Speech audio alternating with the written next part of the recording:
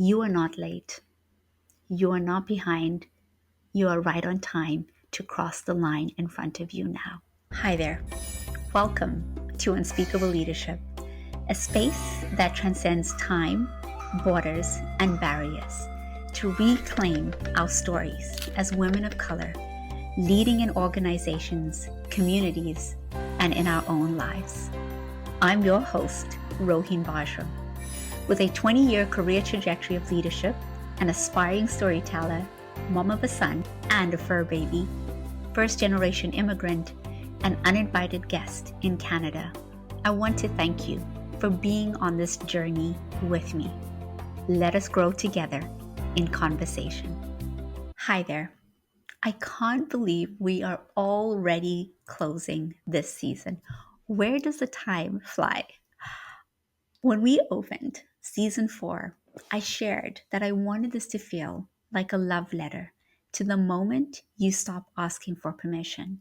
I hope it has felt that way. Now, in between the episodes, I have loved your messages, whether you DM'd me, reached out to me on LinkedIn, on Instagram, or sent me a message on WhatsApp. Thank you from the bottom of my heart.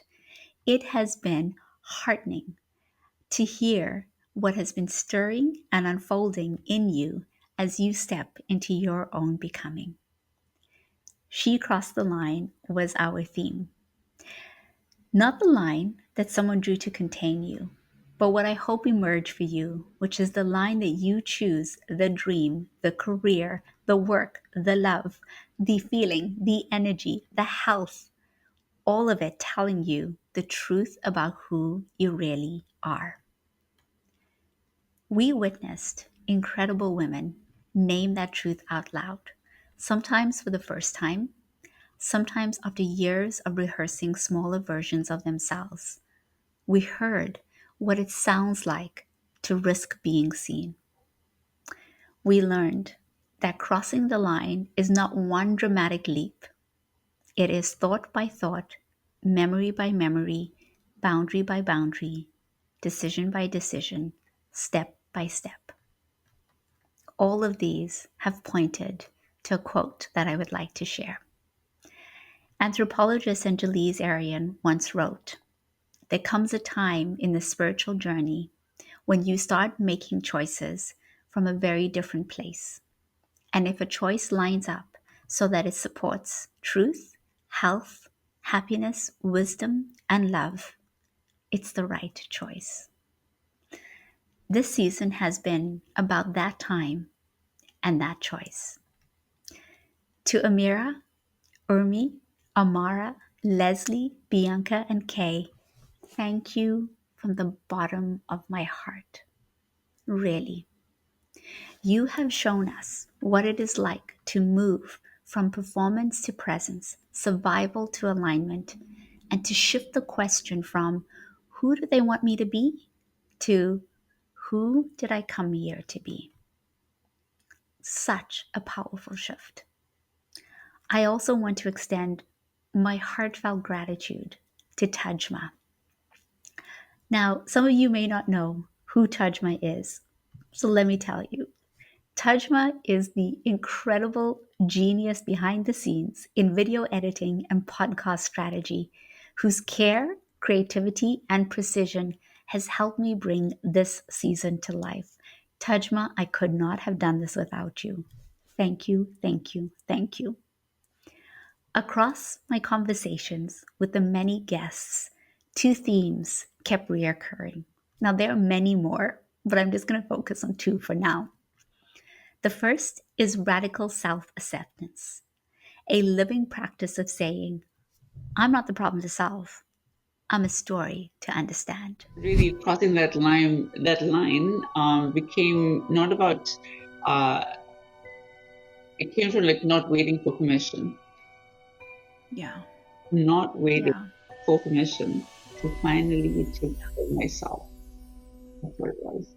Oh, And insisting that my needs are valid and my struggles are real, even if other people can't see them.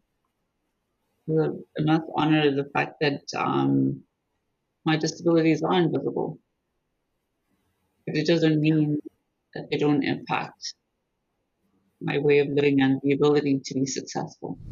Thank you, Amara, for reminding us that acceptance is not complacency. It is strategy, it is spiritual hygiene, it is how we stop editing ourselves out of our own lives.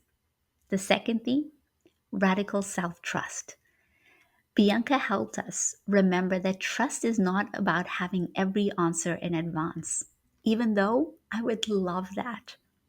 But maybe that's just not how life works. It is honoring what your body knows, what your spirit keeps whispering, and what your life has already proven you can hold. Radical self trust is walking forward before the applause, before the certainty, before the guarantee. Both are required to cross the line.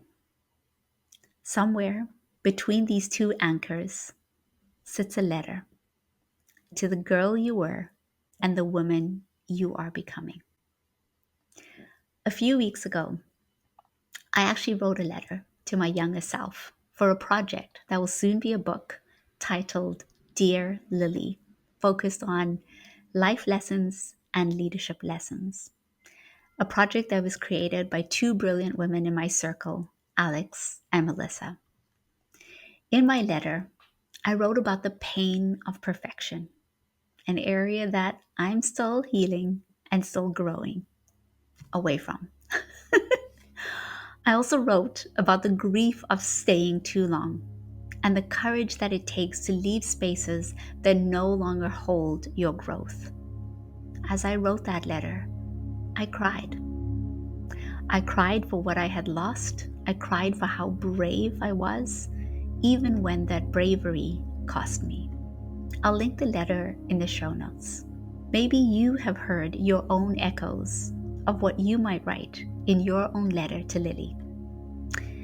The parts of you that stayed quiet to stay safe, there's the parts of you that shrank so that others could feel comfortable, that thought love meant enduring what was breaking you. To that young girl within you, I want you to say, you were never foolish for hoping. You were never dramatic for hurting. You were never too much for wanting a life that could hold your full self. You were gathering proof. Every room you scanned, every compromise your soul clocked, every time you knew better than the script you were handed, you were collecting data. And that, my sister, is the wisdom you carry. You get to choose from a different place. That's what She Crossed the Line has always been about. A sacred act of devotion to yourself. Devotion to truth over pretending. Devotion to health over depletion. Devotion to joy, the depth of joy that is not borrowed, bartered, or begged for. Devotion to the wisdom that is ancestral and alive in you. Devotion to the love that does not require your erasure. Is it scary? Oh my gosh, absolutely yes. It is scary to know where to begin again. It is scary not to know who will stay, who will misunderstand you, or how long rebuilding will take. It is scary to create a life that doesn't quite have the template that can give you the direction that you need. Yet, this season has shown us that thought by thought, memory by memory, conversation by conversation, you realign. You take that one step that turns into a choice that supports truth, then one that honors your health, then one that protects your joy, one that trusts your wisdom, and then one that reflects love instead of self-abandonment. This is how we create a new life and a new you. Not overnight, not all at once, but through a series of crossings where you refuse to unknow what you now know or unsee what you now see. Earlier this year, I had the chance of going to Bogota, Colombia, and I completed an arts based research intensive. As I was walking down the streets of Bogota, going to museums and exhibitions, I kept being reminded that our bodies are archives of stories, memory, resistance, and instruction. With my group, I created a video and we rooted it in how we story ourselves. And a component of that was to write a letter to our future selves. Mine was titled, Let Me Be the One to Tell You. I will share the full video in the show notes if you wanted to take a look. What I did want to offer is this excerpt that I wrote in my letter to my future self. As women, we are always translating ourselves and our paths in systems engulfed with extraction, exploitation, and exclusion, where broken pieces become blueprints of how far you can be yourself and how far you can reach your potential. This feels like heartbreak. Yet I want you to know you deserve everything you wish for, not because you negotiated peace for safety or overfunctioned your way into rooms that could barely hold your brilliance, but because wishing is an inner resource no one can take away. Desire, healing, and dream work are the ancestral and untouched data you carry. And you, my future self, are both the cartographer and the constellation. Let me be the one to tell you, you are my sunshine and deserve everything you wish for. You were always returning to yourself, and even now, you still are. As we close season 4, I want you to pause and locate yourself. What line are you standing beside right now? Is it the job that no longer fits the size of your calling? The relationship that demands your silence as proof of loyalty? The version of leadership that rewards your exhaustion more than your zone of genius? Or is it the story that you have believed that what is possible is only for someone else, not like you? Name it. When we name it, we can face it. When you can face it, you can cross it. Before we wrap up, I want to offer these 3 invitations. We're all starting at different points and standing beside different lines. So the first is to identify one place in your life where radical self-acceptance is overdue. Extend that same compassion that I know you extend to others. Extend it to yourself and really give yourself what you need. Space, time, moments to just be with yourself, whatever it takes. Second, make one concrete decision that practices radical self-trust. You know you got you. You will always make sure that you are cared for.